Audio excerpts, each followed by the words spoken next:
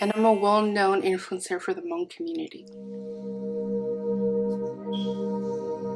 Hello, my name is Tammy Moua. My pronouns are she and her. I am a Hmong American woman. I'm currently a student majoring in sociology. I'm working as a team lead for Center. I have been a content creator for around 4 years now. My contents are body positivity, body neutrality, and self-love. We'll get started with the questions. What is one thing that is unique about you? I think one thing unique about me is I get along with all generations. I get along with my parents who are elders, in their 60s and 70s. I also get along with my siblings who are millennials, which is around their 30s and 40s. And I also get along with Gen Zs, which is, around their 20s, and, the new generations, which is like middle schoolers and high schoolers, because I have so many nieces and nephews who also see me as a role model. Being that person that can be that bridge between age gaps and cultural differences through generations is really amazing. Why do you want to be an influencer? I want to be an influencer because, well, I never thought I was an influencer. I never meant to become an influencer. When I started this, I just wanted to show makeup, show dance, show my confidence on camera, and, show everyone that I am as beautiful as everyone else. Anyone who looks like me is also beautiful. After so many years of showing that on my online platform, followers decided that I'm the influencer, that I influence them and inspire them. And the reason why I want to keep this role is because I myself growing up didn't see anyone like myself, and that's very important because I feel like I'm a person who just welcomes everyone to be themselves no matter how they look like. And growing up and not having that person in your life, you really just stick to all the social norms and social expectations of what beauty is and what an influencer should look like and what their numbers of followers should be. And so I'm a very average person, just, being myself, who happen to influence people, and I want to keep doing that. We can do this. We can welcome everyone into feeling human and feeling like themselves. What is your definition of an influencer? I never knew what an influencer was until someone told me I inspired them, or someone told me I was an influencer. I'm still in that journey of trying to decide, am I an influencer? Because what an influencer is, they influence their community, their followers, making connections to have the same kind of conversations, also just mindsets and what they want for the future for themselves and the people around them. And so influencers are people who are willing to put themselves out there to make their voice known, to show them what they believe is a positive impact to their community, the people around them, and with themselves. They have really strong personalities, really big characters. And as a person who's an introvert, I never thought I was an influencer because I thought I don't have a big personality. I'm very shy. But to other people, I am that girl. I am that person that makes them feel like they can be themselves. And it's all based on what they know me through my videos, through my content. How does being an influencer affect your mental health?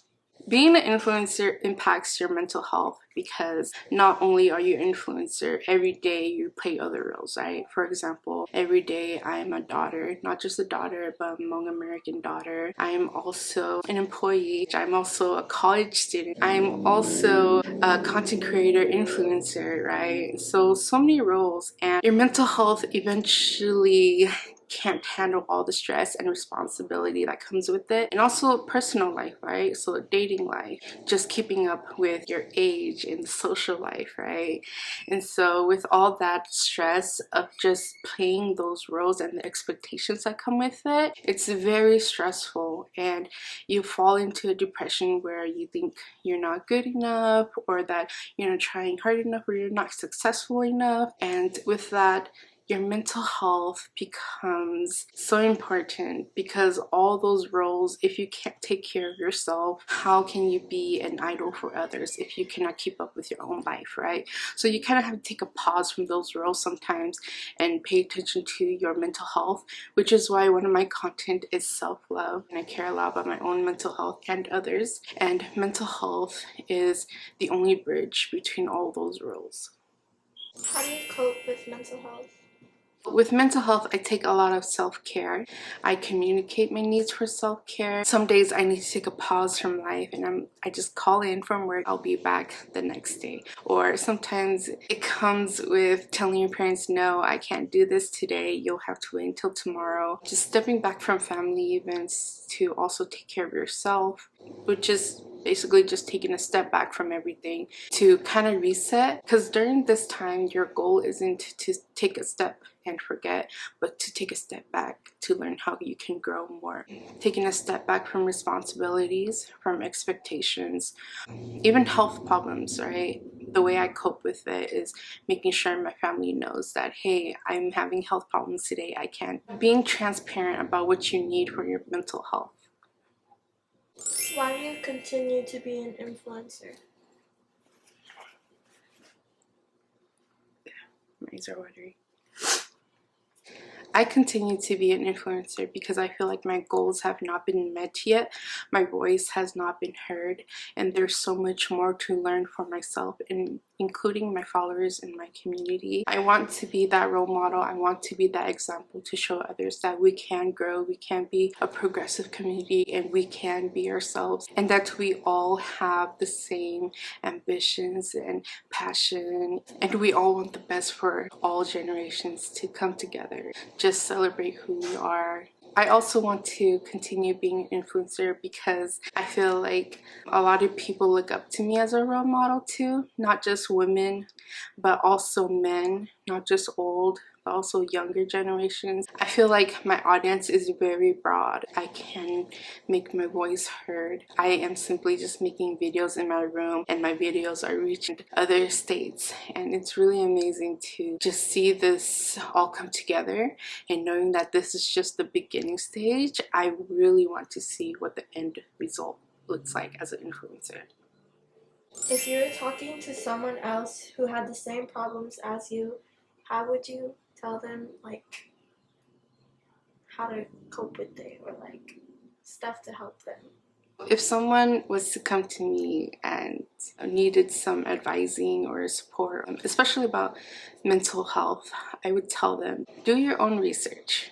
Research about yourself and what your needs and wants are, and do some research online. Go in and search some websites, search some YouTube videos. One thing I really like to do is I like to go on YouTube and watch videos from Psych2Go. They make mental health information accessible to any of you.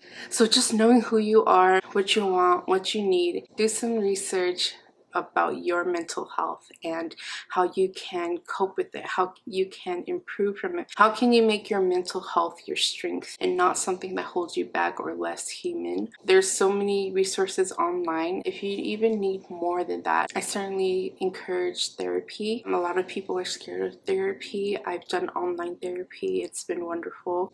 And even seeing your doctor about your depression, it's stepping out of that comfort zone. My suggestion as a person who's been through depression and anxiety in the last few years is making sure you know who you are, what you're going through, and researching it to see if there's anything you can do about your mental health to make it your strength and not a weakness.